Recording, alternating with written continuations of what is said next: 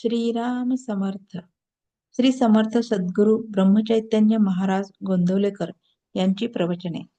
9 जानेवारी. आजचा विषय नाम व विकल्प. नाम घेऊ लागले की विकल्प उठतात आणि ते घेण्याबद्दलची निष्ठा कमी होते. याला काय करावे, अशी तक्रार आपण सर्वसाधारणपणे करतो. पण असे होण्यातच नामाचे महत्त्व प्रस्थापित होते हे आपल्या लक्षात येत नाही. मनुष्य नाम घेऊ लागला की विकल्पांना असह्य होते आणि आता हा नाम घेऊ लागला, आता आपली धडगत नाही, अशा धास्तीने त्यांची चळवळ चालू राहते आणि मनुष्याला नामापासून परावृत्त करण्याचा ते प्रयत्न करतात. विकल्प हे अतिसूक्ष्म आहेत. त्यांचे उच्चाटन करायला त्यांच्यापर्यंत पोहोचणारा आणि तितकाच सूक्ष्म असा उपाय पाहिजे, आणि तो उपाय म्हणजे भगवंताचे नाम.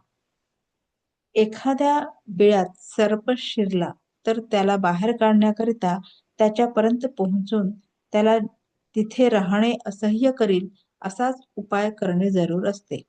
बाहेरून कितीही आरडाओरडा केला तरी त्याचा उपयोग होत नाही. बिळात धूर किंवा गरम पाणी सोडले की तो बाहेर येतो. त्याप्रमाणे नाम घेतले की विकल्प उठतात, म्हणजे विकल्पांच्या मूळ ठिकाणापर्यंत नामाची आच जाऊन पोहोचली असे ठरते. तर मग नाम घेऊ लागल्यावर विकल्प येऊ लागले तर गांगरून न जाता हे सुचिन्ह आहे असे समजून विकल्पांच्या उच्चाटनाची गुरुकिल्ली मिळाली अशा जाणीवेने जास्त आस्थेने नाम घेण्याचा निश्चय करावा. हाच त्याला उपाय.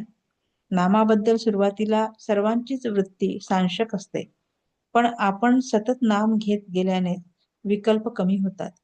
कोणतीही गोष्ट अभ्यासानेच साध्य होत असते. आज खरी भक्ती नाही म्हणून भगवंताचे स्मरण नाही, आणि भगवंताचे स्मरण ठेवण्याचा अभ्यास केल्याशिवाय खरी भक्ती येत नाही.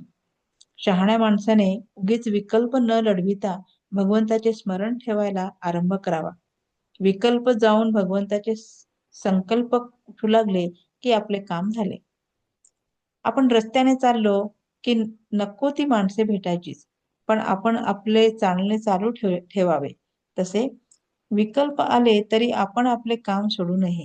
पण गंमत अशी होते की वाईट मनुष्य भेटला आणि आपण त्याच्याकडे लक्ष द्यायचे नाही असे म्हटले तरी तो मुद्दाम खाकरतो आणि आपले लक्ष वेधतो. अशा वेळी त्याच्याकडे पाहूनही आपण दुर्लक्ष करतो. त्याचप्रमाणे विकल्पांनी आपले लक्ष ओढून घेतले तर नावडीने लक्ष द्यावे, पण आपले नाम सोडू नये. शंका घ्यायचीच आली तर नाम चालू ठेवून घ्या, म्हणजे ते नामच शंकाचे निरसन करेल आणि विकल्पांनाही हळूहळू पायबंद घालेल. बोधवाक्य. पुष्कळ केलेले शंकेने व्यर्थ जाते. आपण नाम सोडणार नाही हे नक्की ठरवले की आपली वृत्ती निशंक होतेच होते. श्रीराम समर्थ.